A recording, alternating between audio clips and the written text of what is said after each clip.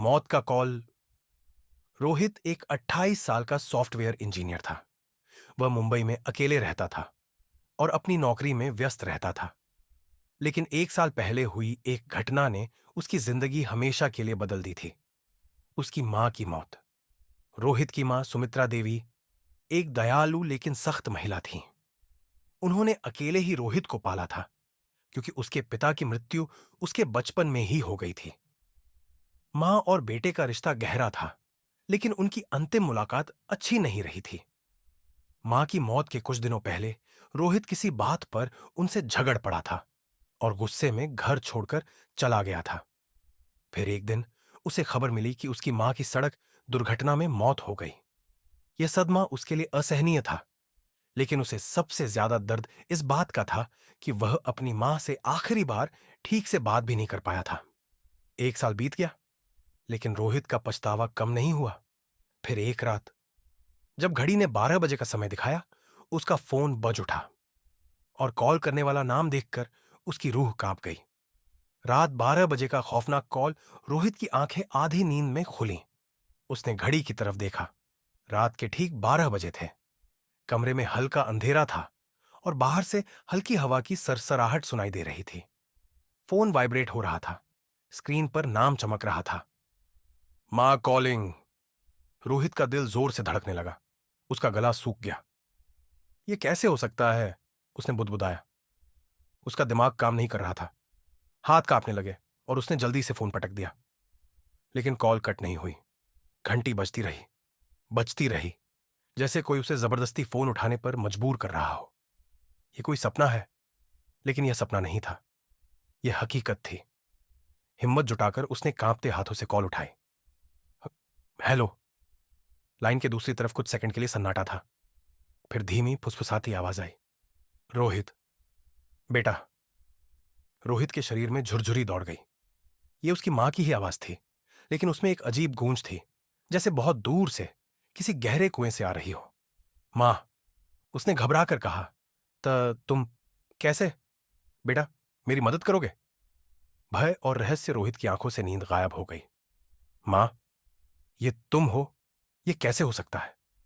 फिर वही आवाज आई, लेकिन इस बार और भी दर्द भरी। बेटा, मैं ठंड में हूं, अंधेरे में हूं, मुझे बाहर निकालो।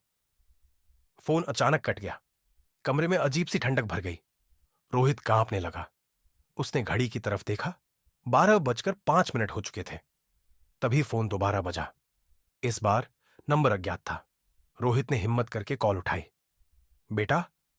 मां, तुम कहां हो? जहां तुमने मुझे छोड़ा था। रोहित के दिल की धड़कन तेज हो गई। जहां तुमने छोड़ा था, यानी? फिर अचानक फोन की स्क्रीन पर एक लोकेशन का लिंक आ गया। श्मशान घाट की लोकेशन। रोहित के पूरे शरीर में ठंड दौड़ गई। श्मशान की ओर एक डरावना सफर। रोहित का दिमाग सुन्न हो गया था, लेकिन उसने खुद को संभाला। अगर यह सच नहीं भी है, तो भी मुझे जाना होगा। वह जल्दी से कार की चाबी उठाकर बाहर निकला। मुंबई की सड़कें सुनसान थी। हवा में अजीब सा सन्नाटा था। श्मशान के पास पहुंचते ही रोहित को महसूस हुआ कि वहां कुछ अजीब था। जैसे ही उसने कार का दरवाजा खोला, अचानक एक कुत्ता जोर से भौंकने लगा। वह अंधेरे में किसी चीज को देखकर गुर्रा रहा था। रोहित की हिम्मत जवाब देने लगी, लेकिन वह आगे बढ़ा। श्मशान के गेट पर पहुंचते ही उसने देखा कि लोहे का गेट अपने आप खुल गया। श्मशान में खौफनाक साया। श्मशान के अंदर घुसते ही ठंडी हवा का झोंका उसके चेहरे पर लगा।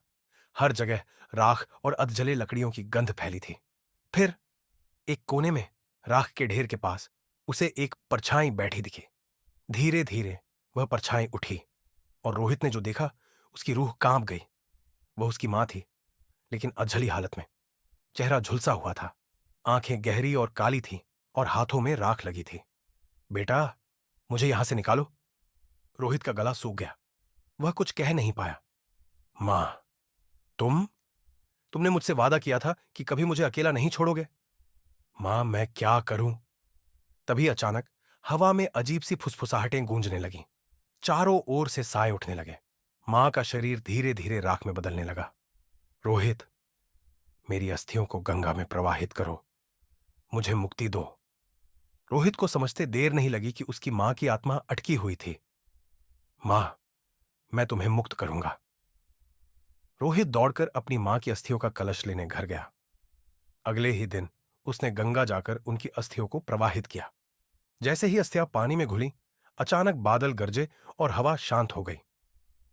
फोन फिर से बजा। इस बार कोई नंबर नहीं था, बस एक मैसेज आया, आई लव यू बेटा। और फोन हमेशा के लिए बंद हो गया।